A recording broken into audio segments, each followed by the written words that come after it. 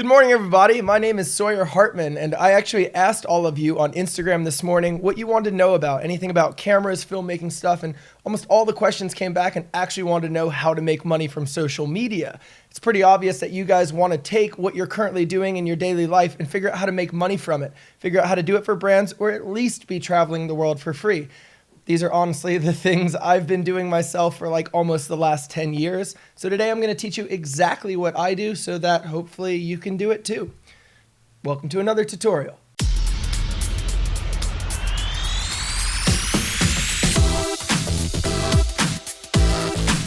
So making money on social media has been my full-time job for almost 9.5 years. And although my career has fluctuated, I've seen high points, I've seen low points, I've consistently been able to make myself over 6 figures every single year for almost the last 7 years by creating content alone. And I've talked to some of my friends who have less than 10,000 followers and also some of my friends who have over 10 million followers, and those numbers seem unrealistic to them. And it's not because I make better content, it's because I know how to position myself properly so that I work with the brands and I work with the people who have money. That is going to be the topic of today's video. I'm not going to teach you how to grow on social media or how to blow up your channel.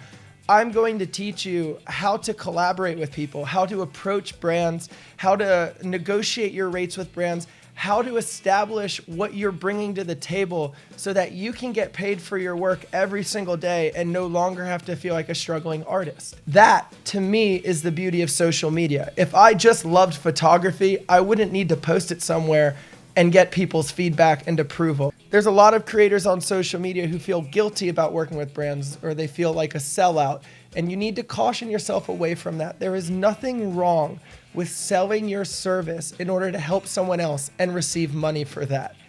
So, without further ado, let's just jump into the questions because you guys had some really good ones. First question, and I'm sure I'm not going to answer all the questions and I won't go into too much detail, but if there's anything you want to know more about, please leave it in a comment down below. I'll either answer it there or I'll try to make a dedicated video on it in the future. Also, humble reminder, subscribe if you already haven't because we do this shit every single week. Hey Sawyer, do you remember your first sponsorship? How did it come along? And any advice how to get recognized by companies and start earning money? So if you've never gotten a brand deal, if you've never worked with a brand before and you're looking to start, this can seem very tricky because you don't have anything to show them you've done in the past. There's nothing for you to sell until you start shooting fake ads. So my first sponsorship came super early in my career. It was like a $200 tiny little brand deal for some little clothing company or something that just wanted me to shout them out. And it was so long ago, I don't really know a lot of the details of what I even did.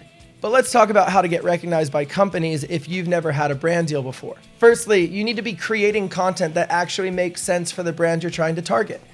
If you would like to go after L'Oreal makeup company, it would actually very much help you if you were already doing makeup tutorials on your YouTube channel. Whether they're getting views or not, if you can focus on making the videos look and sound professional or even as professional as you can, it's going to be a lot more likely that one of those brands actually notices you. Now, there's the whole separate side of once you start making these makeup tutorials, you can take those videos and email them to companies with a letter that I will teach you how to do a little later. The biggest takeaway from this is you need to be creating content, whether you're getting paid to or not, that are similar to the videos you would like to one day get paid for. Shoot them every day until you get good at them, and then one day someone will pay you for them. Question 2. This isn't for me, but lots of aspiring photographers have this question. How do you get the attention of potential clients so you can start earning money? Okay, that's pretty much the same question again. Obviously, this is a very popular question, so now I'm going to give you an example. So I had a friend when I started my YouTube channel named AJ, and he used to help me with all of my videos. He didn't have his own following. He was very talented, very passionate, but he worked at Apple. He had a full-time job, and he didn't quite know how to get a following of his own. So AJ loves cars, and he knew he wanted to be making car commercials for companies, but he also didn't want to be trying to build an audience on YouTube and all of these things that he couldn't control. So one day, AJ walked into the Aston Martin dealership here in California, and he went up to the general manager and he said to him, "Hey, when is the next time you guys have a track day or an event? I would love to tag along and shoot some content for you for free." Now, AJ could have easily tried to ask for money. He could have tried to sell his services, but AJ did something very smart here. AJ tried to figure out what the client needed so that he could provide it. Instead of just asking the client to pay him money, he asked the client if he had someone to shoot their photos, and they said no. So AJ went to the event for free, took amazing photos, and the next time they hired him, and the next time they hired him again, and then Ferrari hired him, and then Nitto Racing Tires hired him. And now AJ is a very, very successful car company commercial director. The only way he got there, though, was by figuring out what the client needed from him and then figuring out how he could give that to him. So let that be one of the big main lessons of this video. If you don't know where your value to a brand is, you need to create it. Figure out what the brand is looking for, figure out how to give it to them, and then come up with a price that you think they'll pay you. Okay, moving on. I'm starting up in filmmaking and want to get my name out there and want help on how to approach companies to ask them to make videos, paid content for them, for their products. So this one is asking about how to ask a company to make videos about their products. So either asking them for free products or for money or for free travel. This is actually a little bit of a tricky one, but it's not impossible. But it's definitely going to be a numbers game. Not every single company you reach out to is going to want to work with you. Not every single company you reach out to is even going to have a budget to be able to hire you. And a lot of companies won't even give you free product just because so many people ask for it. So let's start thinking how we can approach enough companies in a strong enough manner that we can find one company to hire and pay you. Well, one of my favorite tactics for this is by creating an email template. And basically the template is structured like this, and take a quick note. So the actual structure of how I approach brands is I introduce myself. I tell them a little bit about what I do. I tell them about why it's special. I tell them why I like them and why I reached out. And then finally, I tell them how I would like to help them, what I feel I could do to bring some value to the deal. And then finally, I tell them what my price will be. I invite And after all that is done, I invite them to email me back if they're interested in collaborating. Now, I'd say this works for someone of my size, maybe 1 in every 10 emails. I've heard from people who are under 10,000 followers, maybe 1 in every 100 emails actually gets them a job. But this is hunting. This is how you're able to find jobs when you don't think you have them. Remember, working gets you more work. So if you do a great brand deal for a company and you bring great value to them, another brand is going to see that and they're going to want it. And you're just going to tell them what the other people paid and you're going to charge them the exact same or sell them on a little bit more. So remember, if you've never gotten a brand deal before or you've never gotten paid so you don't know what your rates would be, start small. And then whenever someone pays you that can be your new rate. And as you progress, as you get better, as you sell more pieces of content, allow that rate to grow. And after a few years of this process, you'll start to find your rate. Or in other words, you'll start to know your worth. And to me, in business, knowing your worth is essential. It's why 90% of creators aren't making the proper amount of money they should be. And it's a very inspiring thing because you are worthy. And if you don't feel like you are, keep practicing until you do. And then once you finally know your worth, you'll be able to ask people for it and you have a career. Okay, moving on.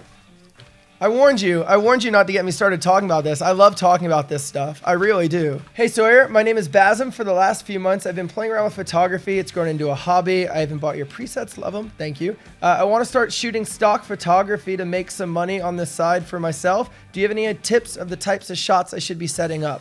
So when you're thinking of selling stock photography and you're trying to figure out what type of photos you should be taking, you actually should be asking yourself, what are people searching for?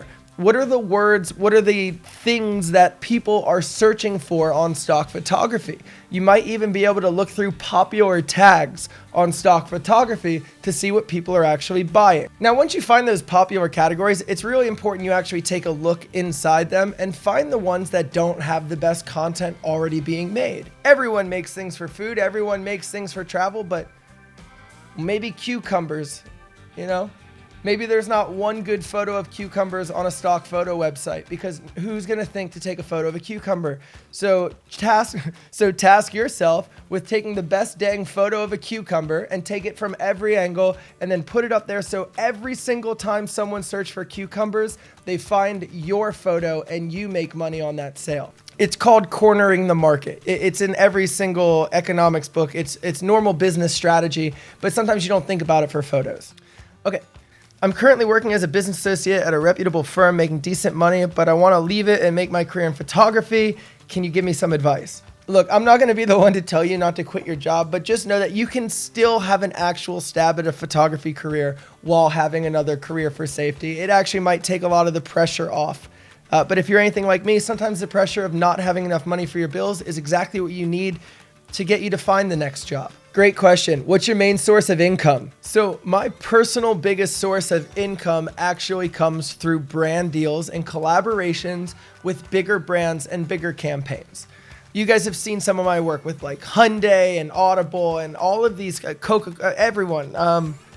We've worked with over like 50 brands in the last few years. I try not to ever just sit and talk about their product. Whenever someone approaches me with an idea for a brand deal, I try to turn it into something bigger. Like you'll remember 2 months ago, Google Chromebooks and I partnered together. And instead of just sitting here and trying to sell you a Chromebook, I flew all the way to Australia, designed a tattoo on the Chromebook, edited photos on the Chromebook, and I just made it part of what I was doing. And it was very natural for Google Chromebook. It was very natural for me. It was very natural for the audience. I would say that these campaigns, these bigger projects, make up about 60% of my annual income. Now, even though it's the majority of my income, you'll realize there's still almost half of what I make not there. And only like 2% of it comes through AdSense and advertisements. A huge part in what I do is figuring out little revenue streams, little sources of income, and then getting enough of them so that they keep money coming in every month. We talked about Amazon affiliate. This is a great way to bring in, $50 or a couple $100 every month. Now, if you don't want or need $50 or a couple $100 a month, I'm not quite sure why you're still watching this video. If you could even get $100 a month in 10 different places every single month, you'd be making $1,000 a month. It's really important that you do not only focus on your follower count, your interaction, and the big number things that feed your ego. If you want to have an actual career in social media, it is imperative that you start making it a career. And you do that by finding places you can make money. Whether it's taking headshots, shooting wedding photography, shooting travel books, whichever pathways you find to make money, try to keep them open and find new ones. Instead of just closing one and moving to a new job, try to find some things that can bring you money every single month so that you're not constantly starting over from zero every single morning. Just remember, if you can allow yourself to focus on helping other people achieve their goals rather than always focusing on trying to achieve your own goals, you're going to see a lot more progress in every single asset of your business. People are going to want to work with you more because you're helping them to achieve their goals. People are going to want to pay you more because your product actually helps them see the results they're looking for. It's really, really important that you fundamentally understand, find the need in other people and help them to solve that need.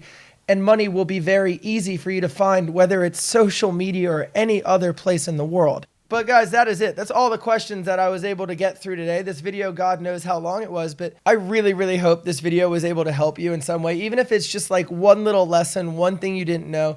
It's super exciting to me to know that my audience is interested in making money from this career. I give tutorials for photography and film. So to actually see the people that I'm trying to reach out to, the people I'm trying to help and build a relationship with, to see you guys growing to a point where you don't just want to do photos anymore, you want to start making money from your photos. I think that's probably the best gift you could ever give me. It's like you guys are growing up, moving out on your own, and one day you're going to pass me in skill and you're just going to be the next big thing. I honestly know it. But I want to thank all you guys for watching. Make sure to give it a thumbs up if you enjoyed. Share it with a friend who might need it. And as always, leave comments down below on any videos you'd like to see me do in the future. And guys, that is it. I hope you the best in your future career for social media. I hope everything you set out to do, you achieve. But just remember one thing. It's not about the money you make. It's not about the followers you get. It's not about any of those things. You're getting into this craft because you're an artist.